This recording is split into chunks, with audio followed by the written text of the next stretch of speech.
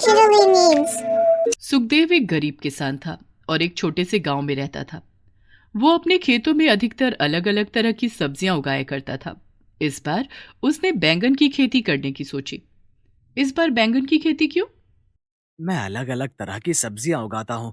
इस बार सोचा कि बैंगन लगाकर देखता हूँ, क्योंकि मैंने देखा है मार्केट में बैंगन बहुत अधिक मात्रा में बिक जाते हैं और इसमें लागत भी ज्यादा नहीं आती।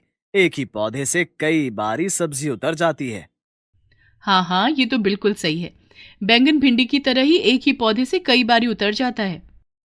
सुखदेव अपने खेतों की देखभाल खुद ही करता था और जब उसकी बैंगन की फसल तैयार हुई तो वो देखता है कि उसके खेत में छोटे बड़े लंबे मोटे गोल हर तरह के बैंगन थे। उसी गांव में ही एक किसान शंकर रहता था। वो सुखदेव के खेतों में खड़ी हुई बैंगन की फसल को देखकर जलन महसूस करता है। वाह भाई सुखदेव, तेरे खेत में तो बैंगन ही बैंगन हो रखे हैं। हाँ, सोचा हर बार एक ही जैसी सब्जियां लगाता हूँ, इस बार कुछ अलग लगा कर देखता हूँ। वो तो दिख ही रहा है, तेरे खेतों में तो बैंगन की भरमार है। काफी मुनाफा कमाएगा इस बार तू।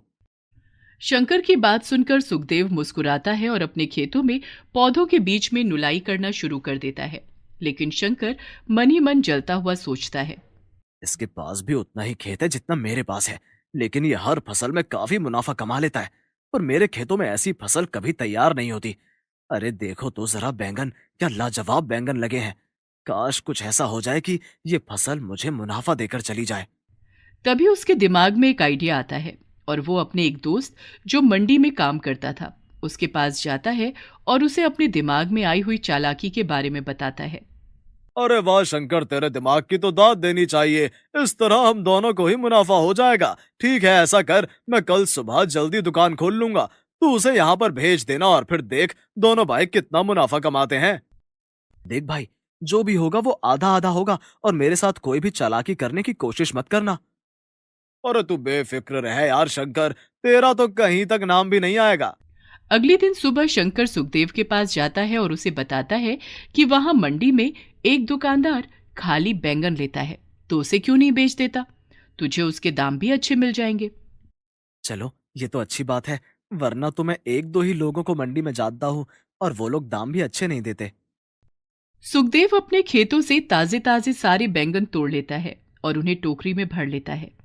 अपनी पत्नी को बोलकर वो मंडी की तरफ चला जाता है और मंडी में उसी आदमी के पास पहुंच जाता है जिसका पता शंकर ने बताया था। वो दुकानदार सुखदेव से सारे बैंगन लेकर अंदर रखवा देता है। सुखदेव को खड़े खड़े काफी देर हो जाती है। क्या भैया, और कितनी देर लगेगी? क्या कितनी देर लगेगी? अरे अभी अभी तो आपने सारे बैंगन तोलकर अंदर रखे हैं। मुझे मेरा दाम दो, मैं निकलूं यहाँ से, काफी देर हो गई। कौन से बैंगन भैया?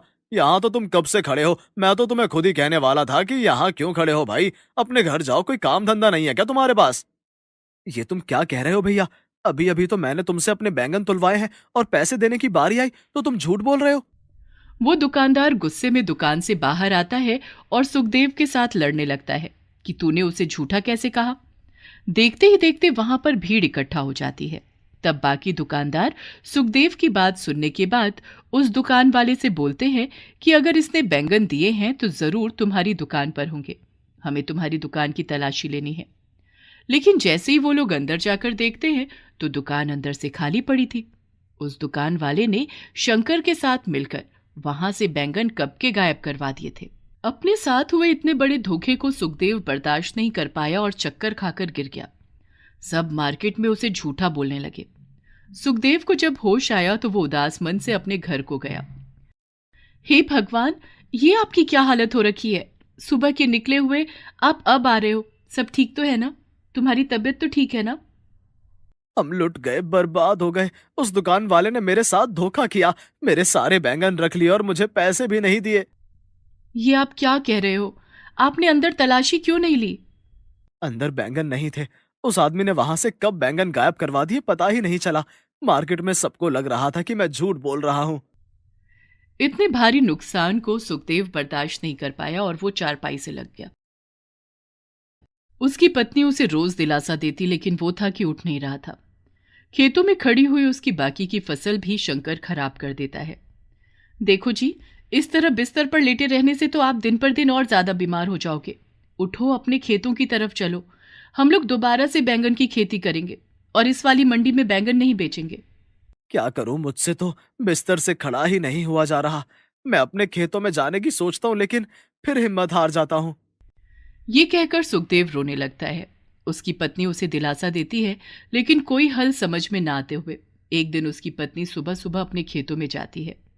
वो सोचती है शायद उसे ही काम करते हुए देखकर सुखदेव को लगे कि उसे वापस आकर खेतों में काम करना चाहिए। वो वहां पर सूखे हुए सारे पौधों को हटा देती है और फावड़ा लेकर खुदाई करना शुरू कर देती है। अभी उसने थोड़ा सा ही खोदा था कि उसे अपने खेत में एक बैंगन दिखाई देता है। अरे, लगता है ये बैंगन पककर यहीं गिर गया होगा। ये देखकर किसान की पत्नी खुश हो जाती है। जब बहुत देर तक सुखदेव की पत्नी घर नहीं आती तो सुखदेव उसे ढूंढने के लिए खेतों में चला जाता है। वहां अपनी पत्नी को फावड़े से खेतों की खुदाई करते देख वो बोलता है, अरे, तुमने तो आधे से ज्यादा खेत खोद दिया।